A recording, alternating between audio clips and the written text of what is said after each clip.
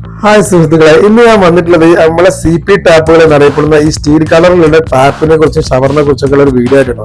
ഇത് ഉണ്ടാക്കുന്ന ഫാക്ടറിയിൽ ഞങ്ങളൊരു ഇലക്ട്രീഷ്യൻസിന്റെ വിസിറ്റ് വന്നതാണ് ഇവിടെ. അങ്ങനെ ഫാക്ടറി വിസിറ്റ് വന്നപ്പോൾ നമ്മൾ ഇതൊരു വീഡിയോ ആക്കി എടുത്താണ് ജനങ്ങളിലേക്ക് എത്തിക്കാൻ വേണ്ടിട്ടോ. എല്ലാവരും വിചാരിച്ചു സ്റ്റീൽ ടാപ്പ് നമ്മൾ സാധാരണക്കാരൊക്കെ വിചാരിച്ചു സ്റ്റീലാന്ന് വിചാരിച്ചിട്ടാണ്. ശരിക്കും ഇത് പിക്ചറൊക്കെ അറിയുന്ന ആൾക്കാർ കുറവായിരിക്കും ചിലപ്പോൾ.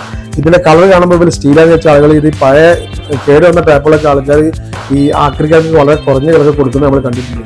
ഇതിന്റെ കളറൊക്കെ കാണുമ്പോൾ സ്റ്റീലാന്ന് വെച്ച് 10 രൂപയ്ക്ക് 20 രൂപയ്ക്ക് ആൾക്കാർക്ക് കൊടുക്കും. പക്ഷെ ഇത് ബ്രാസ് ആയതുകൊണ്ട് തന്നെ അത്യാവശ്യം പഴയത് പോലും വില കിട്ടും. അപ്പൊ ഇത് എങ്ങനെ ഇത് ഉണ്ടാക്കുന്നത് എന്നുള്ള അറിയാനുള്ള ഒരു ഫാക്ടറിയിലേക്ക് ഞങ്ങൾ സ്റ്റീൽ ടാപ്പുകൾ. ഈ നിറത്തിലുള്ള സ്റ്റീൽ ടാപ്പുകൾ ഇത് എങ്ങനെയാണ് ഇങ്ങനെ സ്റ്റീൽ ടാപ്പായി വരുന്നത് എന്നുള്ള ഒരു വീഡിയോ ആണ് നമ്മൾ ഇന്ന് പറയാൻ പോകുന്ന വീഡിയോ.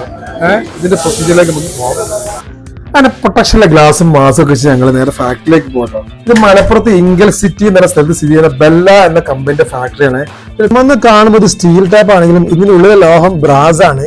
ബ്രാസിന്റെ ഒരു അച്ചിലാണ് ഇത് ഉണ്ടാക്കുന്നത്. ബ്രാസിന്റെ ഒരു മോൾഡിങ്ങിന് ഒരു മണൽ കൊണ്ട് ഉണ്ടാക്കുന്ന ഒരു സാധനമാണ് ഇത് ഡമ്മി.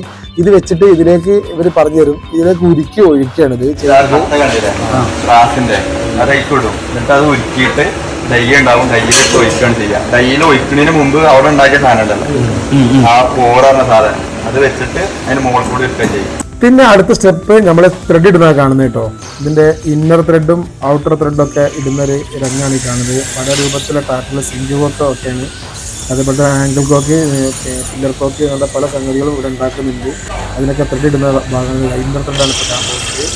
അങ്ങനെ ഇന്നർ ത്രെഡ് ഔട്ടർ ത്രെഡ് ഇട്ടിട്ട് ഇങ്ങനെ വരും ലാസ്റ്റ്. ഇത് കഴിഞ്ഞതിന് ശേഷം അടുത്ത സെക്ഷൻ ഇതിൽ എയർ ചെക്കിംഗ് ആണ്. ഇവിടെ വെച്ചിട്ട് എയർ അടിച്ച് നോക്കി ലീക്കുകളും കാര്യങ്ങളും ഹോളുകളൊക്കെ ഉണ്ടോ എന്ന് ചെക്ക് ചെയ്യുന്നത്. പിന്നെ അടുത്ത സെക്ഷനിലേക്ക് പോകണം. മുകളിലാണ് ത്രെഡ് ചെയ്തിട്ട് കഴിഞ്ഞതിന് ശേഷമുള്ള സ്റ്റീൽ ടാപ്പുകളും ആംഗിൾ കോക്കുകളും എല്ലാം അങ്ങനത്തെ എല്ലാ സാധനങ്ങളും ഇവിടെ വന്നിട്ട് സാൻഡ് പേപ്പർ വെച്ചിട്ട് നല്ലപോലെ പോളിഷ് ചെയ്യാണ്. അങ്ങനെ ഒരുപാട് സ്റ്റേജുകളുടെ പോളിഷിംഗ് സെക്ഷൻ കടന്നു പോയതിനു ശേഷം ഇതിന്റെ മുകളിൽ പിന്നെ നമ്മളെ സ്പിൻഡിൽ വെച്ചിട്ട് ഇവർ വാട്ടർ ചെക്കിങ് ചെയ്യാനുണ്ട്. വെള്ളം കൊടുത്ത് ചെക്ക് ചെയ്തതിനു ശേഷം അവസാനത്തെ പ്രൊസീജിയറായ നമ്മളെ ഇലക്ട്രോപ്ലൈറ്റിംഗ് എന്ന സെക്ഷനിലേക്കാണ് പോകുന്നത്. ഇത് നമ്മൾ ഫിസിക്സിലോ കെമിസ്ട്രിയിലൊക്കെ പഠിച്ചിട്ടുണ്ടാവും. ഇലക്ട്രോപ്ലൈറ്റിംഗ് ആണ്. ആസിഡ് വെച്ചിട്ട് ഇതിൽ DC വോൾട്ട് കടത്തിയിട്ടിട്ട് അങ്ങനെ ഇതിലേക്ക് ശരിക്കും ഈ പിച്ചള കൊണ്ടുണ്ടാക്കിയ സാധനത്തിൻ്റെ മുകളിലേക്ക് സ്റ്റീൽ കോട്ടിങ് ചെയ്യാണിത്. സ്റ്റീൽ കോട്ട് ചെയ്തതിനു ശേഷം വരുന്ന ഈ സാധനമാണ് നമ്മൾ കാണുന്ന സ്റ്റീൽ ടാപ്പ്. ഇതാണ് നമ്മൾ പറഞ്ഞ സ്റ്റീൽ ടാപ്പ്. ശരിക്കും ഈ സ്റ്റീൽ ടാപ്പ് അല്ല, ഇത് പിച്ചള ടാപ്പാണ്.